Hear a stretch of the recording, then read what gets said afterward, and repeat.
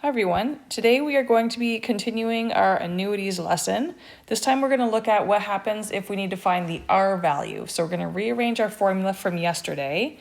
And so we have R is equal to, this time instead of A is equal to, so R is equal to A times I, all divided by 1 plus I to the exponent n, subtract 1. Okay, so all we have done is rearranged our formula from yesterday. And if you'd like, I could show you that below. So yesterday we had A equals R bracket 1 plus I to the exponent n, subtract 1 over I. So if I multiply both sides by I, that gets rid of the denominator. And then if I want to isolate my R, I need to get rid of that large bracket that's multiplied by the R. So to undo multiplying, we would divide. So AI equals R bracket 1 plus I to the exponent n minus 1. So I have to divide both sides by that big bracket, 1 plus I to the exponent n, subtract 1. And whatever I do to the left, I have to do to the right to keep everything balanced. So 1 plus I to the exponent n minus 1. And then on the left, the brackets cancel out. And we are left with R equals, doesn't matter which side I write it on, A times I over bracket 1 plus I, the exponent n, subtract 1. And that's the same equation as we have up top. Okay, let's look at a couple examples here. Sandra is 16 and wants to retire with $1 million at the age of 60. How much does she need to save each month at 6%? Compounded monthly?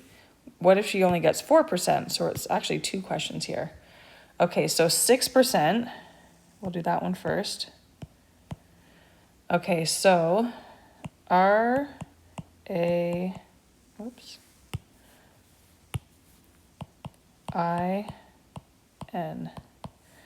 Okay, so R, the regular payments, that's what we are looking for this time.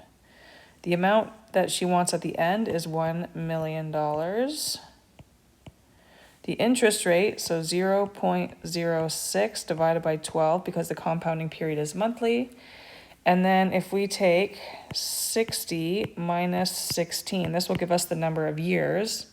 And that's 44 years until she retires at 60. So 44 times number of compounding periods, so 44 times 12.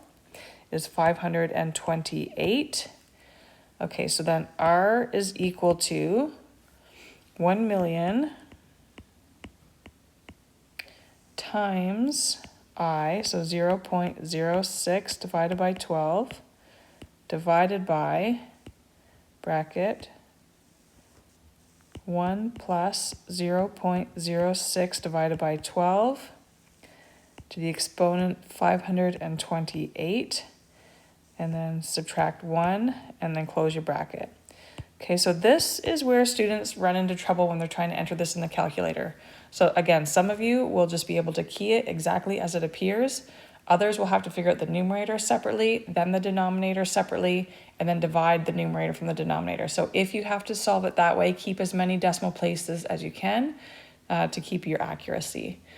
Some of you can enter the numerator and hit divide and then open up, I think 3 or 4 brackets you're going to need in order to figure this out. So 1,000 divided by, a million multiplied by bracket, 0.06 divided by 12, close bracket, divide, open up 4 brackets, bracket, bracket, bracket, bracket, 1 plus bracket, 0.06 divided by 12, close bracket, exponent 528, close bracket, subtract 1, close bracket, equals, and you should get 386.96. So again, a couple different strategies. Just play around on your calculator, see if you can figure it out. So therefore, she would need to invest $386.96 monthly. In the interest of time, I'll let you fill in that therefore statement. We also have to look at the 4%. I'll do that one in red. So same idea, everything is the same except the I is 0.04 this time. So maybe I should move that over.